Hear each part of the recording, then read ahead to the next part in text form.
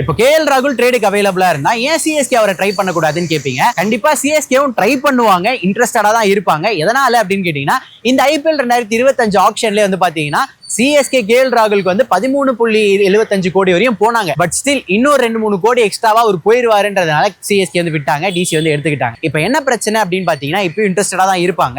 ஆனா நம்ம சிஎஸ்கே வந்து ராஜஸ்தான் ராயல்ஸோட வந்து அந்த சஞ்சு சாம்சனோட ட்ரேட்ல வந்து இன்வால்வ்டா இருக்காங்களா. ஸோ அது 99% நடக்கிற மாதிரி தான் வந்து இருக்கு.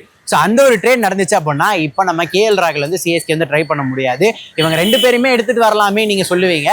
பட் 2 விக்கெட் கீப்பர் வந்து கண்டிப்பா வந்து தேவைப்படாது. ஏன்னா ஆல்ரெடி தோனி வந்து இருக்காரு. ஸோ சஞ்சு சாம்சனும் வர போறாரு அப்படின்னா 3 இந்தியன் விக்கெட் கீப்பர் வந்து தேவையில்லைன்னு நினைக்கிறேன். ஸோ அதே நேரத்தில் இன்னொரு விஷயம் என்ன அப்படின்னு பார்த்தீங்கன்னா, இப்போ கேஎல் ராகுலையும் கொண்டு வராங்க அப்படின்னா கேஎல் ராகுல் ட்ரேட்ல வந்தா 14 கோடிக்கு வந்து வருவார். பட் அவர் ஆப்ஷனுக்கு போயிட்டாரு அப்படின்னா இன்னுமே அவரோட அந்த பிரைஸ் ரேட் வந்து ஏறும். ஏன்னா 2025 ஐபிஎல்லையும் சரி, இந்தியன் டீமுக்குமே சரி, கேஎல் ராகுல் இப்போ ரீசெண்டாக சூப்பராக வந்து பண்ணிக்கிட்டு இருக்காரு. ஸோ இந்த நிலைமையில வந்து கேஎல் ராகுல் அவ்வளோ லேசாக வந்து விட்டு போக மாட்டாங்க எந்த டீமாக இருந்தாலும்.